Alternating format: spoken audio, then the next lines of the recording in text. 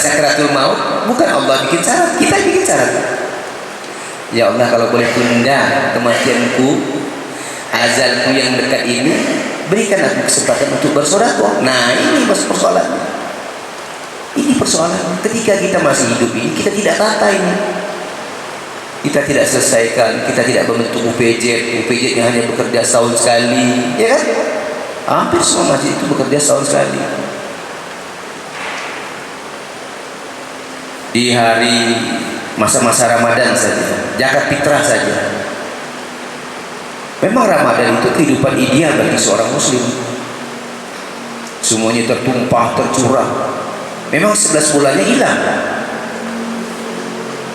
11 bulannya raib. Kan enggak? Maka yang 11 bulannya itu harus kita isi dengan kehidupan-kehidupan yang apa kita tahu azal kita di dalam Ramadan saja. Ini persoalannya ini. Nah, makanya dari dulu, dari 1400 tahun yang lalu sampai sekarang, sampai di masa Indonesia merdeka, ya kan? Rasulullah sudah mencanangkan ini harus terstruktur.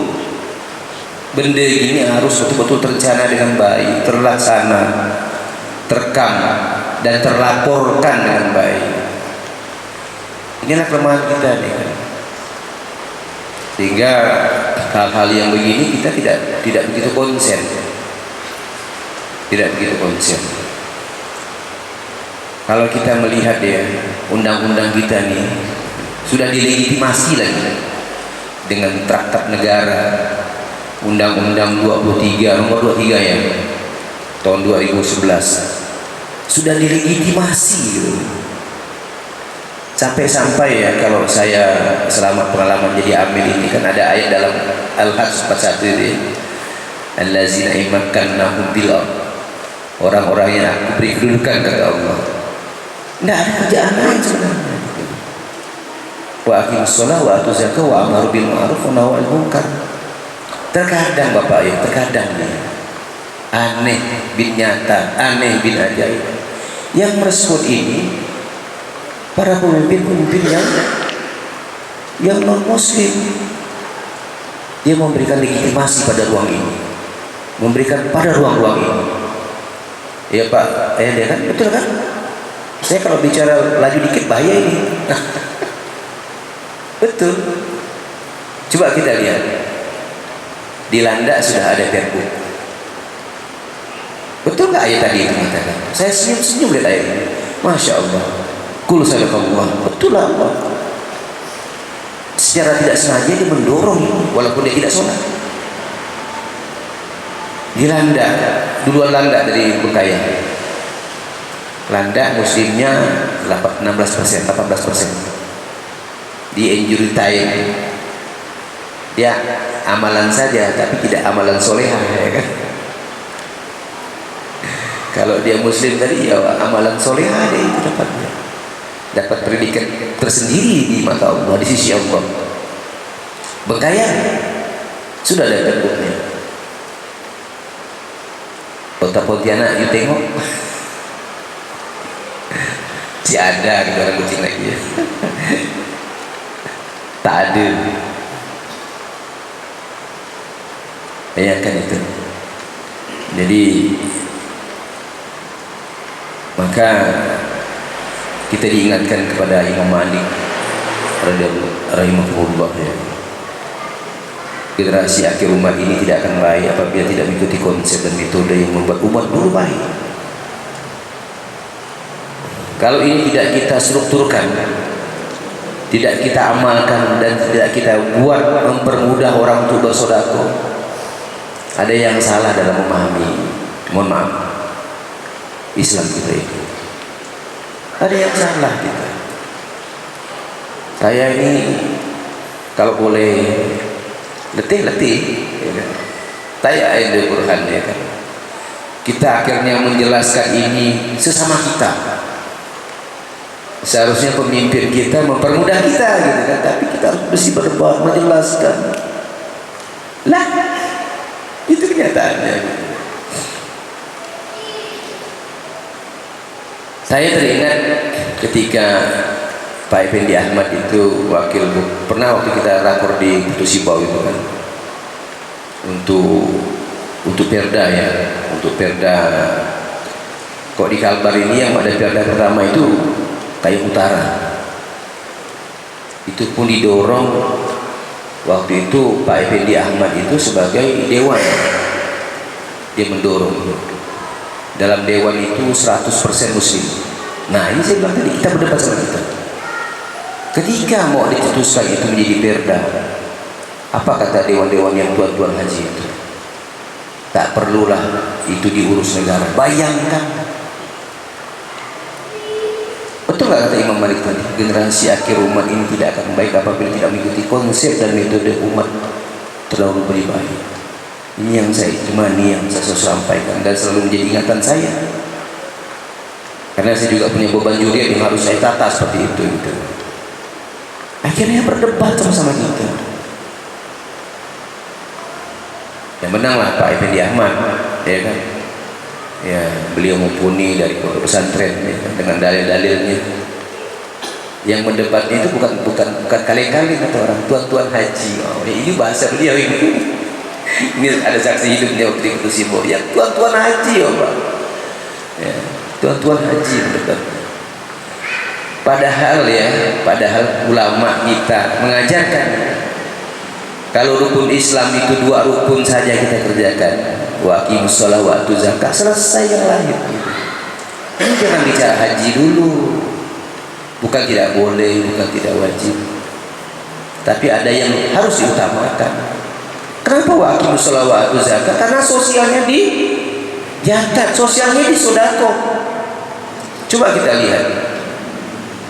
Misalnya itu yang disuruh orang beriman, seperti halnya puasa. Ya ayyuhallazina amanu kutiba alaikumusiyam. Hafal kita. Enggak pernah hafal lagi itu kita hafal kan. Ayo orang beriman. Kata para dia pusat tiap Ramadan itu kan. Ini yang disuruh orang beriman loh, dia bilang.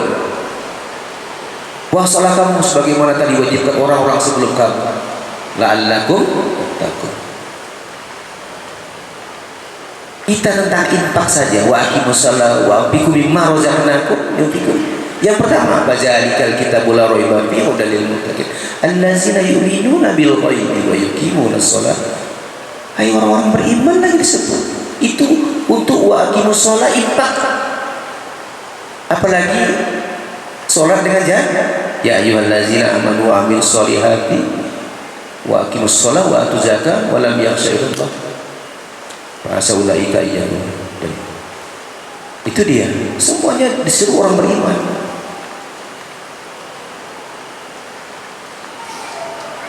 Ini yang harus menjadi kesadaran kita bapak-bapak. Wabil khusus kesadaran yang ngomong ini. Jadi untuk berinfak saja yang disuruh orang beriman. Apalagi zakat yang digandengkan itu sampai 26 kali. Balik lagi saya sebutkan, Al-Quran tidak membedakan Pak antara zakat dan sedekah. Tidak membedakan zakat dan sedekah. Tapi kalau mau bedakan silakan. Tidak dibedakan juga tidak apa-apa. Tadi ayat yang saya sebutkan tadi, ya kan? Tidak mendikotomikan, tidak memisahkan antara itu semua.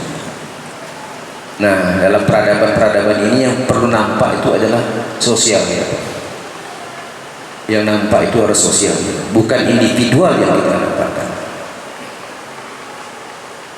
Maka generasi dulu itu seperti pernah kita selalu kita dengar, sampai sekarang amalannya masih jalan. Utsman bin Affan jalan, hampir semua itu jalan. Saya mohon maaf kalau saya mesti contohkan Muhammadiyah. Kiai Haji Ahmad Dahlan itu menata itu dari almarhum itu yang diutamakan sosialnya. Ayat ini terus Pak Kiai secara enteng dan gampang Pak Kiai jawab, udah yuk amalkan belum? Baru sadar, balik semua muridnya. Ada yang bikin panti asuhan, ada yang bikin ini. Iya diamalkan katanya. Ini yang kurang di kita ini. Makanya ke depan nantinya mudah-mudahan masjid ini punya panti. Kemudian penyebutan sodakohnya itu bisa setiap hari, minimal setiap pekan, setiap Jumat dihidupkan semuanya radius masjid ini. Kalau kita mau tinjau, ya kan, ada nggak orang sakit di sekitar masjid ini? Pasti ya, pasti ada. Masjid ini pernah hadir enggak? Nah itu pertanyaannya. Akhirnya Pak Burhan yang harus menata Bengkayang ini harus main single fighter kepada, kalau main bola tuh main to main marking jadinya gitu. Ini harus selesai di masjid sebenarnya. Jadi tinggal Basnas mengkoleks saja. Masjid-masjid harus hidup. Di Bengkayang ada berapa masjid semuanya? 190 masjid. Kalau itu hidup semua, tidak ada persoalan. Tidak ada persoalan kaum muslimin. Mau hadir pemerintah, tidak hadir, mau ada kartu orang sakit, orang pintar, tak perlu gitu. Bukan kita menyadari pemerintah. Instrumen ini kita kuatkan semuanya. Instrumen undang-undang ini kita kuatkan. Apalagi kalau detail nih ya Pak ya, saya sebutkan ya. Ini yang bentuk UPJ bukan hanya masjid saja. Sekolah dibentuk masjid, UPJ. Dari SD, SMP, SMA. Saya provinsi itu SMA Sekalbar punya saya. Bayangkan. Ada persoalan dari sekolah-sekolah itu? Ada Pak. Tapi memang cikgunya tidak terlalu persoalan. Kena begitu sampai kepada buruhnya, security-nya. Itu di meja saya Pak. Ada security SMA A. Kalau UPJ-nya hidup, kalau orang paham, allazina imakannahum bil ard, nggak ada yang berutang itu. Satpamnya nggak ada yang berutang itu. Ini kok sampai ke ini? Ada kasus lagi SMA di Pontianak. SMA punya saya, Madrasah Aliyah punya saya. Pak sekolahnya telepon saya pagi-pagi. Pak Ketua boleh telepon? Telepon lah, ngomong lah, udah telepon lah, saya bilang gitu. Ini kejadian betul Pak. Saya mengalami hal-hal yang begini-beginian semuanya.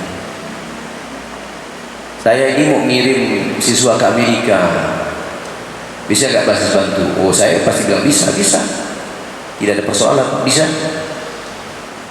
Tapi syaratnya suruh ketua UP-nya temu saya dulu, saya bilang. Ini kan kalau udah ketemu saya kan saya jelas dulu kan. Sekolah yang siswanya ramai tak punya duit. Kalau kau koleks itu, kau manage dengan baik itu, siswa itu ngetem 3 tahun di Amerika tidak perlu minta bantuan yang lain. Ini yang persoalannya. Mana kuntum khairu ummahnya mana? Gitu kan. Mana umat yang terbaik?